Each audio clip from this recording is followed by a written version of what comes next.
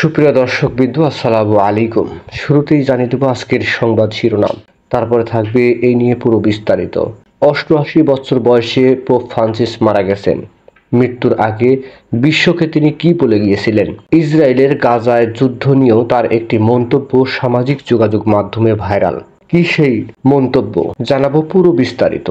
Pope Francis একজন খ্রিস্টান ধর্মীয় নেতা হিসেবে তার সমগ্র জীবন কাটিয়েছেন মানবতা, শান্তি ও সহানুভূতি ও ন্যায় বিচারে বার্তা প্রচার করে।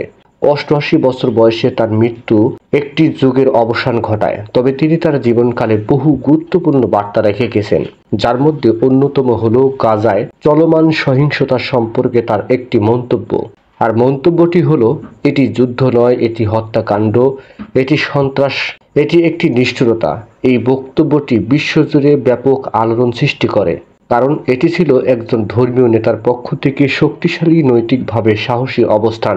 গাজা ও ইসরায়েলের মধ্যে বহু দশকের সংঘাত নতুন মাত্রা পায় 2023-24 সালে। সহিংসতা চরমে ওঠে, হাজার হাজার নিরীহ ফিলিস্তিন শিশু, নারী ও বৃদ্ধ বোমা বর্ষণে প্রাণ হারায়। শিক্ষা প্রতিষ্ঠান, হাসপাতাল ও মানবিক সহায়তা কেন্দ্র এই সহিংসতা থেকে রক্ষা পায়নি। এই অবস্থায় যখন বিশ্ব নেতারা নানা কূটনৈতিক বিবৃতি দিচ্ছিলেন, ঠিক তখনই কার্যকর পদক্ষেপ নিতে পারছিলেন না। তখন পোপ ফ্রান্সিস স্পষ্ট ভাষায় এই সত্য উচ্চারণ করেন। পোপ ফ্রান্সিস তার বক্তব্যের যুদ্ধ ও হত্যাকাণ্ডের মধ্যে পার্থক্য নির্দেশ করতে চেয়েছিলেন। যুদ্ধ হলে তা দুটি পক্ষের মধ্যে সামরিক সংঘর্ষের নাম, যেখানে নিয়ম এবং আন্তর্জাতিক আইন মেনে চলার কথা।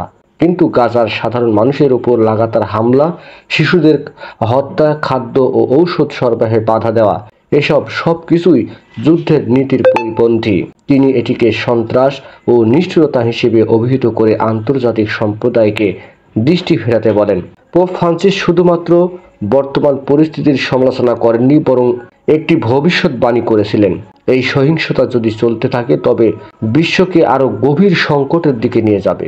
তিনি আশঙ্কা করেছিলেন, এভাবে যদি মানবতা ধ্বংস হতে থাকে তাহলে ভবিষ্যতে আরো বড় আকারে যুদ্ধ, এমনকি বিশ্বযুদ্ধের সম্ভাবনা তৈরি হতে পারে। পোপ তার অবস্থান থেকে সতর্ক বার্তা দিয়েছিলেন যে ন্যায় বিচার ছাড়া শান্তি সম্ভব নয়। বিশ্বের সবচেয়ে বড় ধর্মীয় নেতাদের একজন হিসেবে পোপ ফ্রান্সিসের এই বক্তব্য শুধুমাত্র একটি রাজনৈতিক বিবৃতি ছিল না, এটি ছিল মানবতার প্রতি তার গভীর মমত্ববোধের বহিঃপ্রকাশ। তিনি বিশ্বকে স্মরণ করিয়ে দেন যে নিরীহ প্রাণের উপর সহিংসতা কখনোই ন্যায্য হতে পারে না, তা যে পক্ষই করুক না কেন। পোপের এই স্পষ্ট ও সাহসী অবস্থানের তার মৃত্যুর পরও আরও একটি শক্তিশালী মানবিক বার্তা হয়ে দাঁড়ালো। এভাবেই পোপ ফ্রান্সিস গাজা নিয়ে যে বার্তা দিয়েছিলেন তা কেবল একটি ধর্মীয় মতামত নয়, বরং এটি নৈতিক আহ্বান ছিল। বিশ্ব যেন তার একবার বিবেচনা করে কে আসলে মানবতার পক্ষে দাঁড়াচ্ছে। নিউজটি সম্পূর্ণ দেখার জন্য সবাইকে ধন্যবাদ। বাংলা নিউজের পরবর্তী আপডেট পেতে আমাদের চ্যানেলটি সাবস্ক্রাইব করুন। নিউজটি ভালো লাগলে অবশ্যই লাইক, কমেন্ট, শেয়ার করে অন্যকে দেখার সুযোগ করে দিন। ধন্যবাদ।